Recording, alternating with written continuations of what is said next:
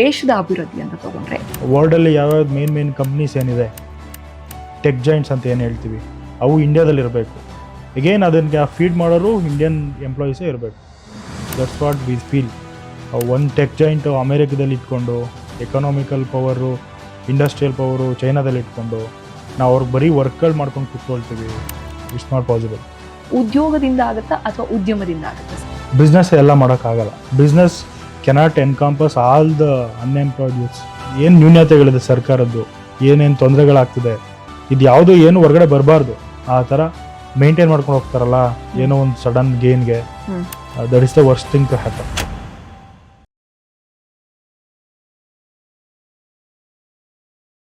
ಹಲವಾರು ವರ್ಷಗಳಿಂದ government ಜಾಬ್ಗೆ prepare ಆಗ್ತಾ ಇರ್ತಾರೆ. ಇವನ್ ನಮ್ಮ ಕರ್ನಾಟಕನೇ ತಗೊಳ್ಳೋಣ, ಏನಾದ್ರೂ PSC ಎಕ್ಸಾಮ್ ಕರೆದಿಲ್ಲ ಅಥವಾ ಏನೋ ಒಂದು ಕಾನ್ಸ್ಟೇಬಲ್ ಕರೆದಿಲ್ಲ, ಇಲ್ಲ KPSC ಕರೆದಿಲ್ಲ ಎಕ್ಸಾಮ್ಸ್ ಅಂದ್ರೆ ಅದಕ್ಕೆ ವೆಯ್ಟ್ ಮಾಡಿಕೊಂಡು 5 ವರ್ಷ 10 ವರ್ಷ ತನಕನೂ ಕಾಯ್ತಾರೆ ಬಿಟ್ರೆ ಇನ್ನೊಂದನ್ನ ಆಯ್ಕೆ ಮಾಡ್ಲಿಕ್ಕೆ ಹೋಗಲ್ಲ. ಬಹುಶಃ ಯುವಕರ ಆ ಮನಸ್ಥಿತಿ ಕೂಡ ನಿರುದ್ಯೋಗಕ್ಕೆ ಕಾರಣ ಅಂತ ಅನ್ಸುತ್ತಾ ಸರ್? ಏನಾಗುತ್ತೆ ಅಂದರೆ, ನಾನು ಗೌರ್ಮೆಂಟ್ ಎಂಪ್ಲಾಯಿ ಆಗಬೇಕು, ಗೌರ್ಮೆಂಟ್ ಎಕ್ಸಾಮ್ ಕ್ರ್ಯಾಕ್ ಮಾಡಬೇಕು ಅನ್ನೋದಿರುತ್ತೆ, ಪಾಸ್ ಮಾಡಬೇಕು ಅಂತ. ಯಾವುದೋ ಒಂದು ವರ್ಷ ಹೋಗಿ ಮಾಡ್ತಾರೆ. ಅದು ಮಾಡ್ತಿದ್ದೀನಿ ಅಂತಲೇ ಎಲ್ಲರಿಗೂ ಹತ್ರ ಹೇಳ್ಕೊಂಬಂದಿರ್ತಾರೆ. It's a trap. ಅವರೇ ಹೇಳ್ಕೊಂಬಂದಿರ್ತಾರೆ. ಅಲ್ಲಿ ಆಗ್ತಿರಲ್ಲ, ಇವ್ರು ಕಾಲ್ ಫಾರ್ಮ್ ಮಾಡ್ತಿರಲ್ಲ. ಅದಕ್ಕೆ ನೆಕ್ಸ್ಟ್ ಮಾಡಲೇಬೇಕು ಸತತ ಪ್ರಯತ್ನ ಮಾಡ್ಕೊಂಡು ಬರ್ತಾರೆ. ಸೊ ಅವಾಗ ಒಂದು 2-3 ವರ್ಷ 5-6 ವರ್ಷ ಮುಂದೆ ಹೋಗಿರುತ್ತೆ. ಅಂಡ್ ಅಗೇನ್ ಮಾರ್ಕೆಟ್ಗೆ ಹೋದ್ರೆ ನಾವು ಅವಾಗ ಜಾಬ್ ಮಾಡೋದಕ್ಕೆ ಹೋಗ್ತೀವಿ ಅಂತಂದ್ರೆ ಫ್ರೆಶರ್ಸ್ನ ಕರ್ಕೊಳ್ಳಲ್ಲ. They wasted their years to prepare for the exam and exam call form ಆಗ್ತಿಲ್ಲ. What's the next step? There is nothing. ಅದೊಂಥರ ಕ್ವಶನ್ ಮಾರ್ಕ್ ಆಗಿ ಉಳ್ಕೊಳ್ಳುತ್ತೆ. ಅಂಡ್ ಅವರಿಂದ ನಾವು ಒಂದು ದೇಶ ನಡೆಸೋರಾಗಿ, ರಾಜಕಾರಣಿಗಳಾಗಿ ನಾವು ಅದನ್ನ ನೋಡಿದಾಗ ನಮಗೆ ಆ ಮಾನವ ಸಂಪನ್ಮೂಲಗಳೆಲ್ಲ ವೇಸ್ಟ್ ಆಗ್ತದೆ.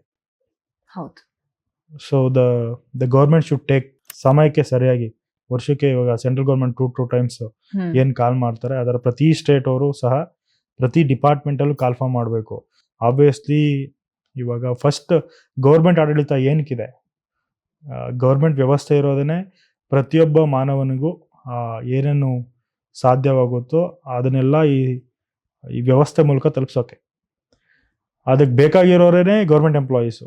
ಅವ್ರನ್ನೇ ಹೈರ್ ಮಾಡಿಲ್ಲ ಅಂತ ಹೇಳಿದ್ರೆ, ಇನ್ನೂ ಅಷ್ಟು ಸಾವಿರ ಶಿಕ್ಷಕರು ನೀಡಿದೆ, ಅಷ್ಟು ಸಾವಿರ ಗೌರ್ಮೆಂಟ್ ಎಂಪ್ಲಾಯೀಸ್ ಪೊಲೀಸ್ ನೀಡಿದೆ ಅಂತಂದ್ರೆ ಅವ್ರನ್ನೆಲ್ಲ ತಗೊಳ್ಳದೆ ಇವ್ರು ಹೆಂಗ್ ಕಂಟ್ರೋಲ್ ಮಾಡ್ತಾರೆ? That's the main need, that's the main thing to lead the society for a better life.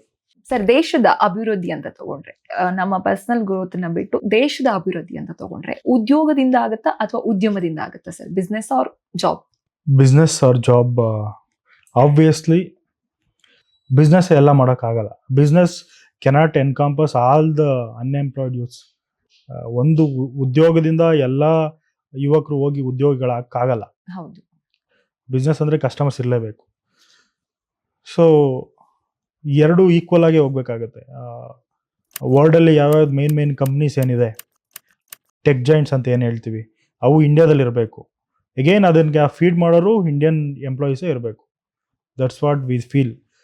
ಒಂದು ಟೆಕ್ ಜಾಯಿಂಟು ಅಮೇರಿಕಾದಲ್ಲಿ ಇಟ್ಕೊಂಡು, ಎಕನಾಮಿಕಲ್ ಪವರು, ಇಂಡಸ್ಟ್ರಿಯಲ್ ಪವರು ಚೈನಾದಲ್ಲಿ ಇಟ್ಕೊಂಡು ನಾವು ಅವ್ರಿಗೆ ಬರೀ ವರ್ಕ್ಗಳು ಮಾಡ್ಕೊಂಡು ಕೂತ್ಕೊಳ್ತೀವಿ. It's not possible. They should come. ಈ ಕಂಪ್ನಿನಲ್ಲಿ ಎಸ್ಟಾಬ್ಲಿಷ್ ಆಗಬೇಕು. ಅದೇ ರೀತಿ ನಮ್ಮ ಯುವಕರು ಆ ಕಂಪ್ನಿಗಳಿಗೆ ಹೋಗಬೇಕು. ನಾವು ಎಂಟೈರ್ ವರ್ಲ್ಡ್ನ GDP ಏನಿದೆ, ಮೇಜರ್ ಪೋರ್ಷನ್ ಬಿಫೋರ್ ಬ್ರಿಟಿಷ್ ಮೊದಲು ಹೆಂಗಿತ್ತು 20-24% ಇತ್ತು. ಅದಷ್ಟು ಓವರ್ ಆಲ್ ಗ್ಲೋಬಲಿ ಮತ್ತೆ ನಾವು ಅದನ್ನೇ ಕ್ಯಾಪ್ಚರ್ ಮಾಡ್ಕೋಬೇಕು. ಇಸ್ ದ ರೈಟ್ ಮೂಮೆಂಟ್ ಅಂತ ಐ ಫೀಲ್. ಓಕೆ, ಇವಾಗ ಬೇರೆ ಎಲ್ಲ ದೇಶಗಳು ಮುಂದುವರೆದ ದೇಶ, ನಮ್ದು ಇನ್ನ ಮುಂದುವರಿಯುತ್ತಿರೋ ದೇಶ. ಇದಕ್ಕೇನು ರೀಸನ್ ಅನ್ಸುತ್ತೆ ಸರ್ ನಿಮಗೆ? ಇದಕ್ಕೇನು ರೀಸನ್ ಅಂತಂದರೆ, ಇವತ್ತು ಕರ್ನಾಟಕದ ಪರಿಸ್ಥಿತಿ ನೋಡಿ. ಇವತ್ತಿಂದ ಇವತ್ತಿಗೆ GP ಬರುತ್ತಿದೆ, ಗ್ರಾಮ ಪಂಚಾಯತಿ ಎಲೆಕ್ಷನ್ ಬರುತ್ತೆ, ತಾಲೂಕ್ ಪಂಚಾಯತಿ ಎಲೆಕ್ಷನ್ ಬರುತ್ತೆ, ಜಿಲ್ಲಾ ಪಂಚಾಯತಿ ಎಲೆಕ್ಷನ್ ಬರುತ್ತೆ.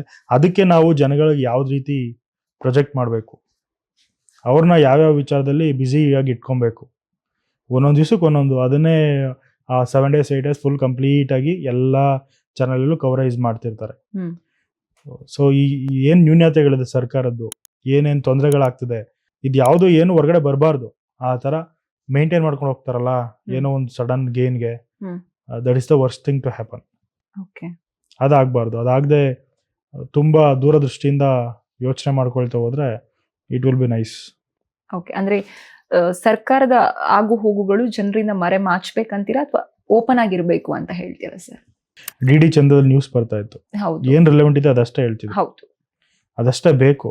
ಎಲ್ಲ ಜನಗಳು ಇವಾಗ ಚೈನಾದಲ್ಲಿ ಯಾರ್ಯಾರು ಏನೇನು ಕೆಲಸ ಮಾಡ್ಬೇಕು ಅದು ಮಾಡ್ತಾರೆ. ಹೌದು ಸೊ ಟೀಚರ್ ಟೀಚ್ ಮಾಡಬೇಕು, ಸ್ಟೂಡೆಂಟ್ಸ್ ಅವ್ರ ಕೆಲಸ ಮಾಡಬೇಕು, ಹೌದು ಎಲ್ಲೋ ತಹಶೀಲ್ದಾರ್ ಅವ್ರ ಕೆಲಸ ಮಾಡಬೇಕು, ಅಲ್ಲಿ ಡಿ ಗ್ರೂಪ್ ಮೆಂಬರ್ ಅವ್ರ ಕೆಲಸ ಮಾಡಬೇಕು.